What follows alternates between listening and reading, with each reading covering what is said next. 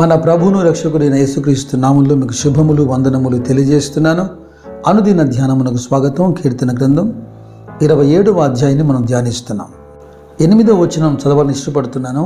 నా సన్నిధి వెతుకుడని నీవు సెలవీయగా, యెహోవా నీ సన్నిధి నేను వెతకదనని నా హృదయము నీతో అనెను. నా సన్నిధి వెతకమని దేవుడు అడిగాడట.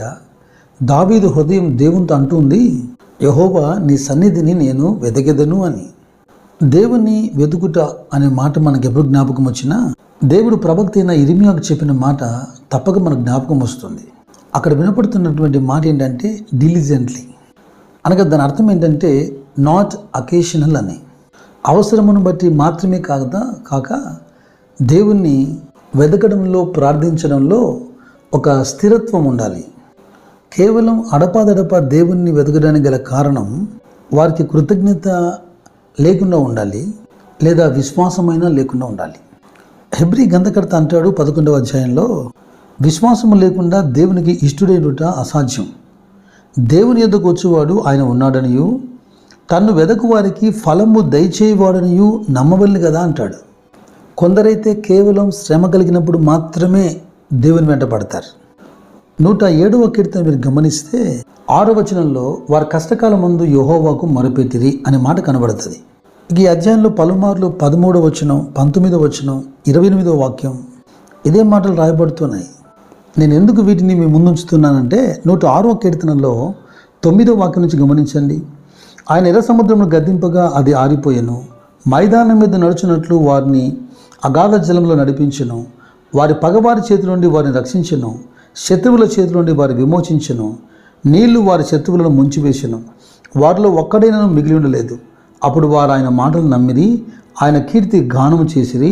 ఆయనను బాగా వినండి, ఆయనను వారు ఆయన కార్యములను వెంటనే మర్చిపోయిరి. 120వ కీర్తనలో 1వ వచనంలో దావీదు కూడా అన్నాడు, నా శ్రమలో నేను యెహోవాకు మొరపెట్టి తినేని. శ్రమలో దేవునికి ప్రార్థన చేయొద్దని చెప్పట్లేదు, శ్రమలో మాత్రమే వెతకూడదు. నా సన్నిధిని వెతకుడి అని దేవుడు అంటే, దావీదు చూడండి ఏకంగా మనం ధ్యానిస్తున్న 27వ కీర్తనలో 4వ వచనం చూడండి, యెహోవా యొద్ద ఒక వరం అడిగి తిని దాన్ని నేను వెతుకుచున్నాను. యెహోవా ప్రసన్నతను చూచుటకును ఆయన ఆలయంలో ధ్యానించుటకును నా జీవితకాలం అంతయు నేను యెహోవా మందిరములో నివసింపగోరుచున్నాను. వరము అనగానే భౌతికమైన విషయాల్లో ఏ ఉద్యోగమో, ఏ వ్యాపారమో, ఏ గర్భఫలమో భక్తులు దేవుని వరంగా అడుగుతుంటారు. లేదా ఆధ్యాత్మికమైన కోణంలో సంఘ క్షేమాభివృద్ధి కొరకు ఆయన ఇస్తున్నటువంటి కృపావరాల్లో విశ్వాసమో, అద్భుతాలు చేసే వరమో, స్వస్థత వరమో ఏదో అడుగుతుంటారు.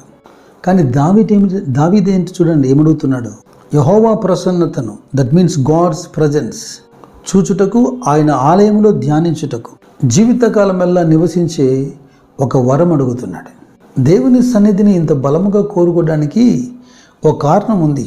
26వ అధ్యాయంలో మీరు 8వ వాక్యం చూడండి, యెహోవా నీ నివాస మందిరమును, నీ తేజమహిమ నిలుచు స్థలము నేను ప్రేమించుచున్నాను అంటాడు. ఆయన సన్నిధిలో ఆయన మహిమ దొరుకుతుందని. అలాగే 65వ కీర్తన 4వ వచనంలో, నీ ఆవరణములలో నివసించినట్లు నీవు ఏర్పరచుకొని చేర్చుకున్నవాడు ధన్యుడు, నీ పరిశుద్ధాలయము చేత నీ మందిరములోని మేలు చేత మేము తృప్తి పొందేదము. దేవుని మందిరములో ఏదో మేలు దాగి ఉంది. ఇక 84వ కీర్తనలు కూడా అనేక అంశాలు ఉన్నాయి, కానీ 4వ వాక్యం చూడండి, నీ మందిరమునందు నివసించువారు ధన్యులు. ఇంగ్లీష్లో అయితే బ్లెస్డ్ అని రాయబడింది. ఎంతైనా ఆయన సన్నిధి మనకు ఒక గొప్ప పెన్నిది. దావీదు తాను వెతకి కనుగొనిన దేవుడు తనను ఆపత్కాలమందు పర్ణశాలలో దాస్తున్నాడని, దేవుని గుడారము చాటున తను భద్రపరుస్తున్నాడని, ఆశ్రయదుర్గం మీద తనను ఎక్కించునని కొన్ని అనుభవాలు సాక్షార్థంగా చెబుతున్నాడు. మరింతగా తన మాటల్లో ఆ కాన్ఫిడెన్స్. 3వ వాక్యం కూడా చదవండి, మీకు ఇంకా బాగా అర్థమవుతుంది. నాతో యుద్ధం చేయుటకు దండు దిగినను నా హృదయం భయపడదు, నా మీదికి యుద్ధము రేగినను దీనిలో నేను ధైర్యం విడవకుందును. గతంలో మనం చూసినట్టుగా 3వ అధ్యాయంలో అయితే 10,000 మంది దండెత్తి నా మీదకి వచ్చినా నేను భయపడిన అంటాడు. అంత ధైర్యం ఏమిటి దావీదుకు?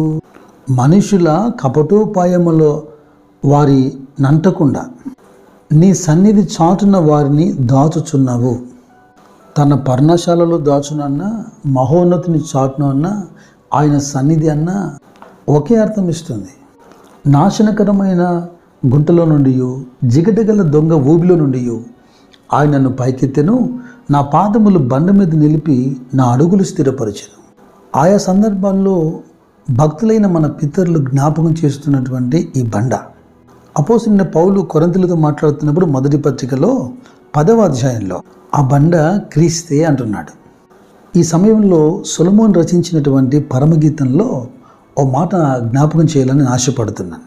2వ అధ్యాయము 14వ వాక్యంలో, బండ సందులలో ఎగురు నా పావురమా, పేటి బిడ్డలను ఆశ్రయించు నా పావురమా, నీ స్వరము మధురము, నీ ముఖము మనోహరము. నీ ముఖము నాకు కనబడనిమ్ము, నీ స్వరము నాకు వినబడనిమ్ము. నిష్కలంకమైనటువంటి పావురములకు సాదృశ్యమైన సంఘం క్రీస్తనే ఆ బండను నిత్యము ఆశ్రయించవలసింది.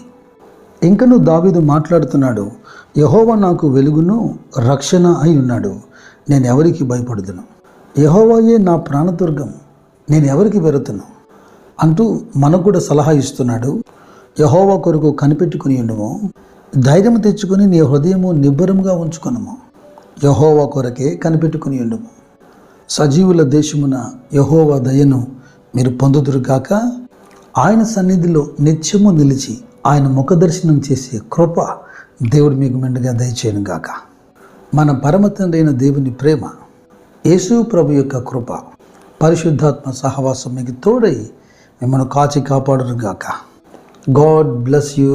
God bless you.